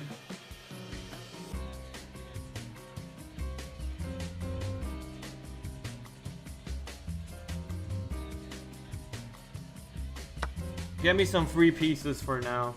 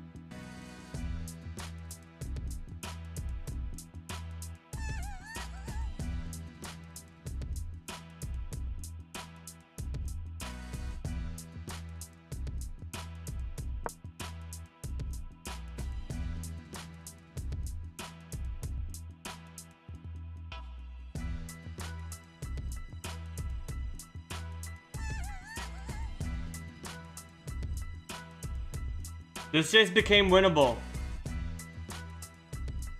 This just became winnable. I need this guy pointing here. I need this guy pointing here. And my queen can win this game. This just became winnable. This just became very winnable.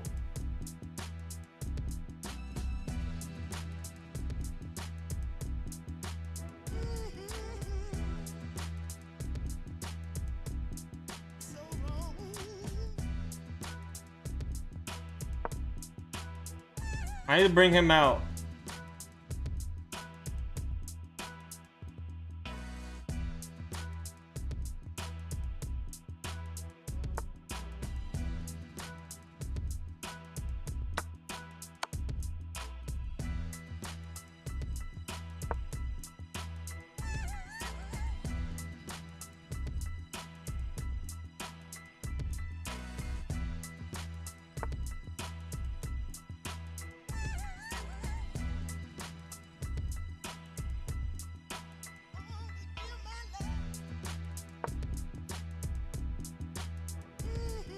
Oh, fuck.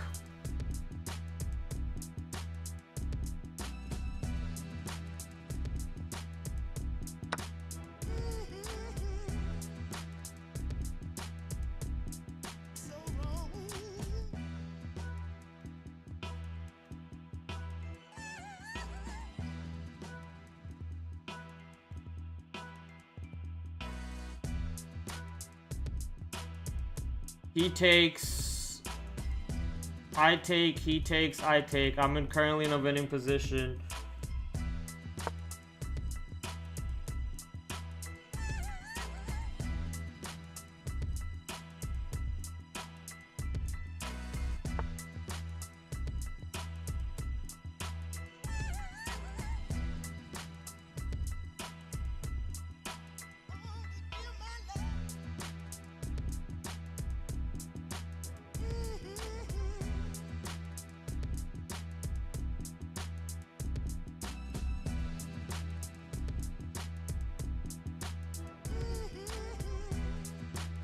He takes, I take, he takes, I take, he takes. I got no pieces to go.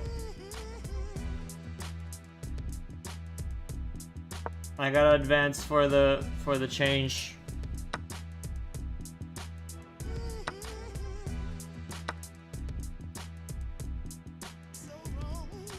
I got nothing I can do here.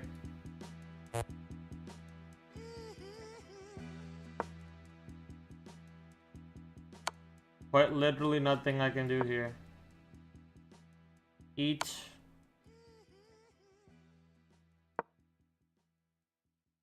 You eat that. I was gonna protect my one bishop or one pawn that I have here.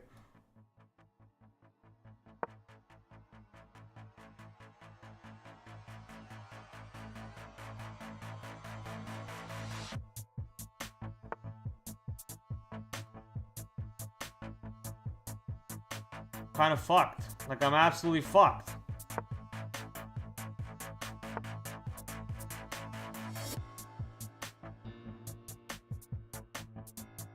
That one move was absolutely over.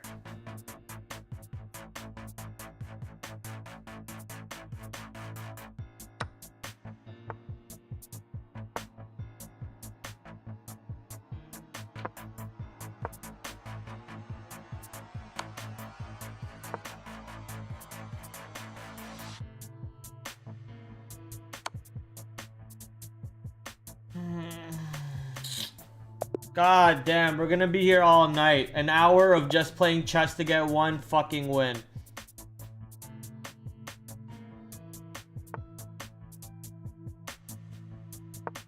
It's one of those nights, chat. One of those nights.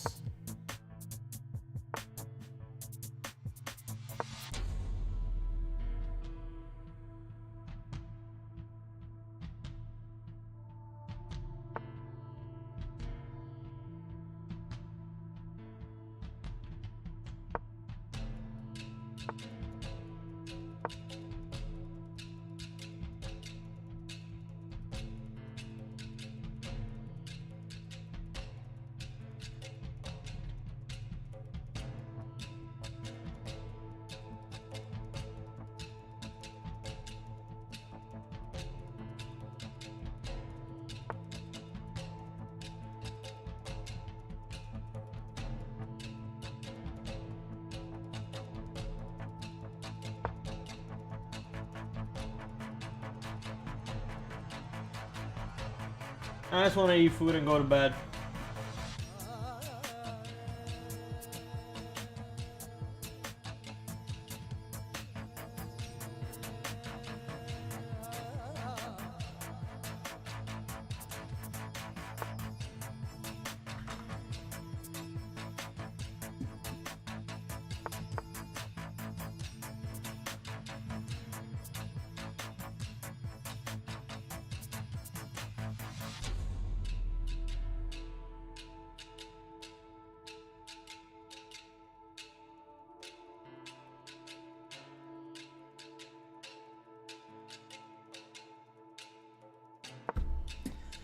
Whatever.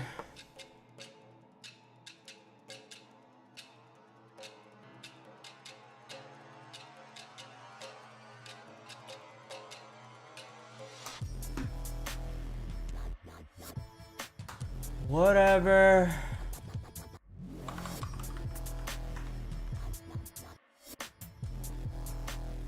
May 22nd tomorrow? Yes, May 22nd watch list. Sending it to my Patreon members. Okay.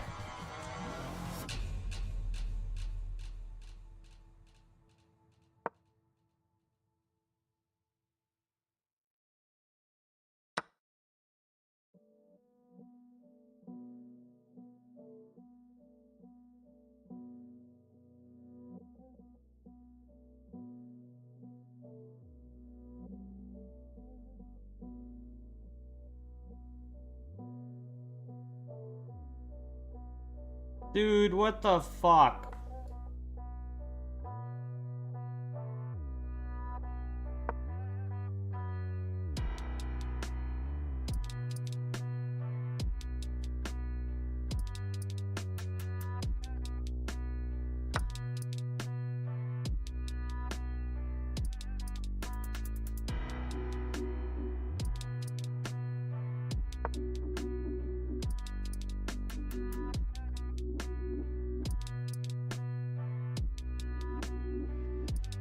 I'm going to bed without a win today. Fuck it. I'm over it. I'm not winning tonight.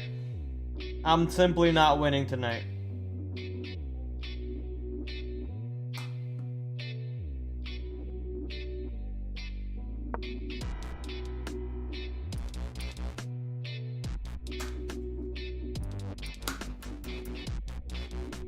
I'm convinced I'm not winning tonight. Period. There's no winning tonight. Especially not with this mentality, but there's no winning tonight.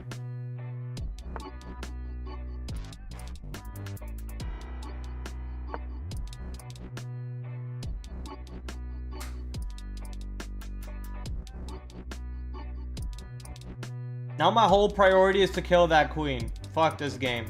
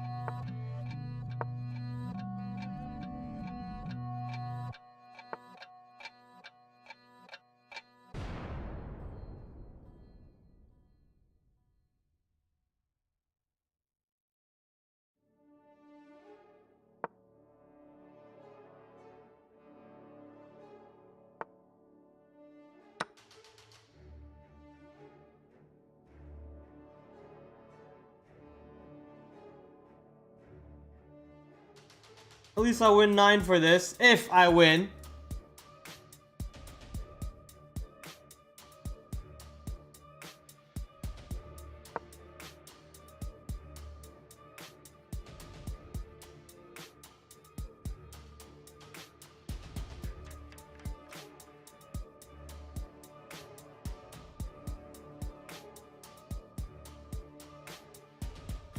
My brain hurty.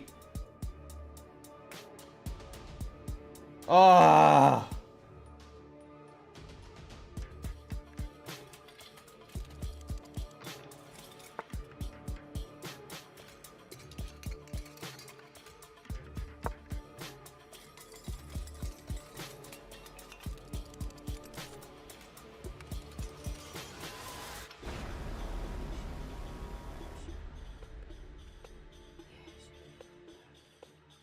Just give me one win.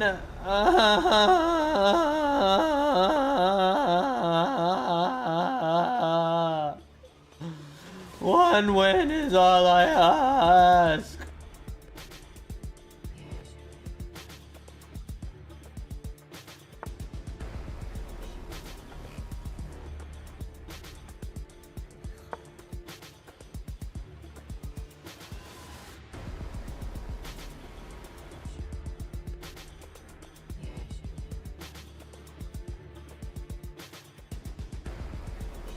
Come on, you rat bastard.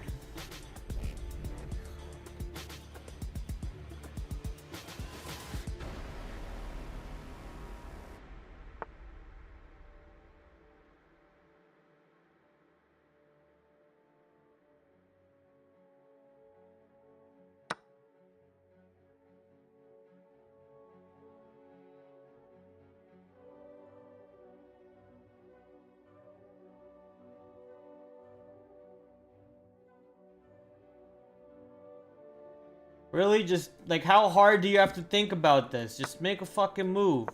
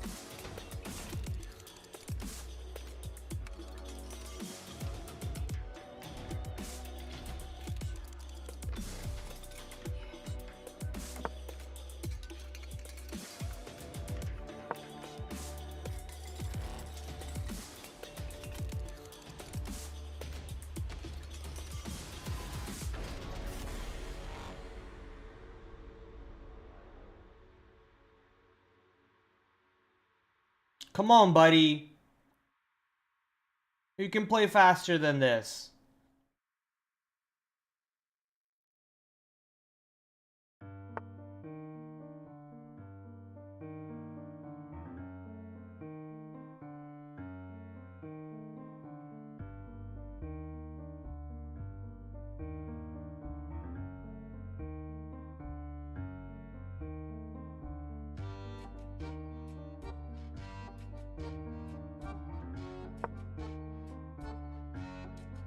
Finally protected that move. Finally learned how to protect that fucking move. Jesus.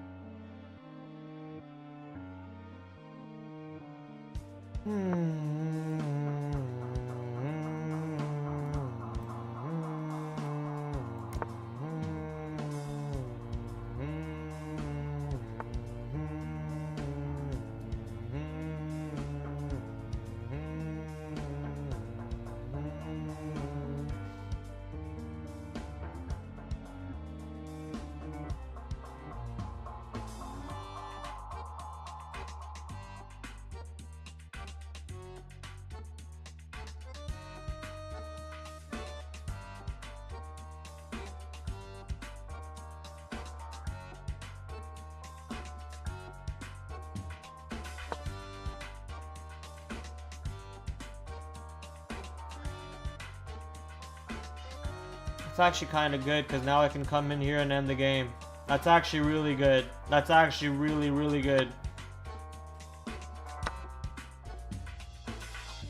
This is actually really good. This is game ending good. This is game ending good. No, it's not. Fuck.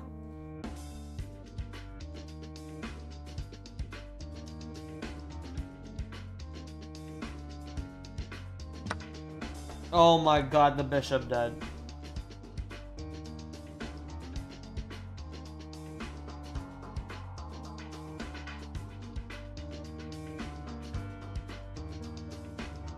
This game losing bad.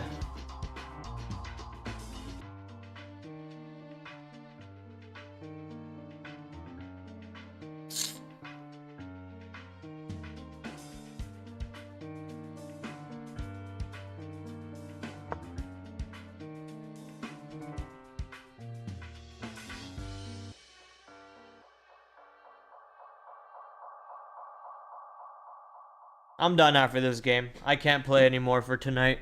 This is way too many losses in one night for me to handle mentally. I need to take a break after this game and then maybe come back tomorrow. I lost all my rank that I worked so hard to get over the last weekend. It's so mentally debilitating going through that. Holy shit.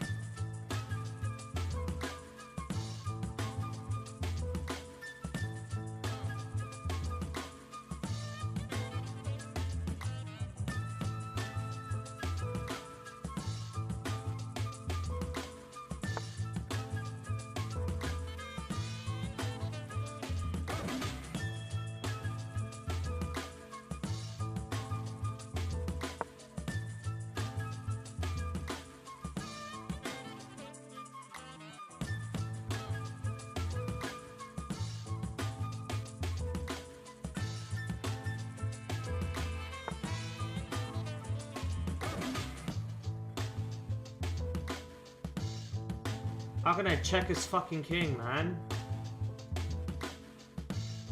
Whatever, just trade him out.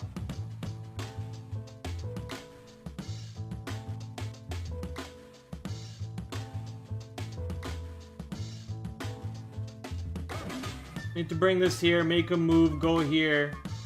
And then I go here and I checkmate. Oh, that's a big plan. That's a big plan. That's a big plan. Go here, make a move, go here, end the game.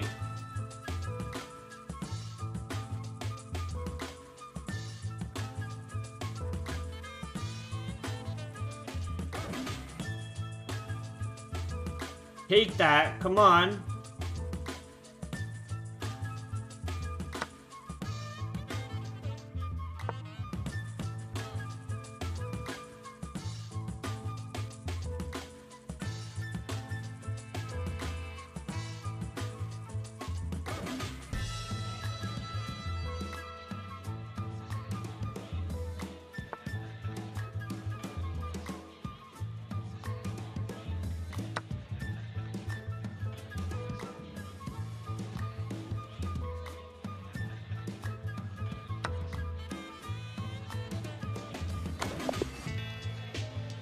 Yes!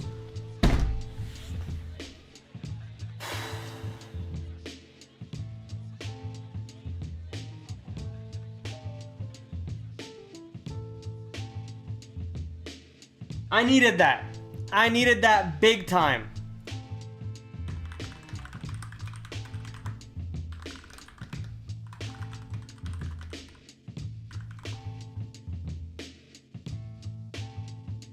I needed that big time. Oh my god.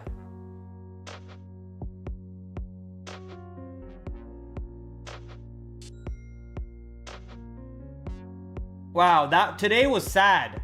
I'm just happy that I didn't quit on myself. I kept playing until at least one win came in. Granted, I was ready to quit at that last game.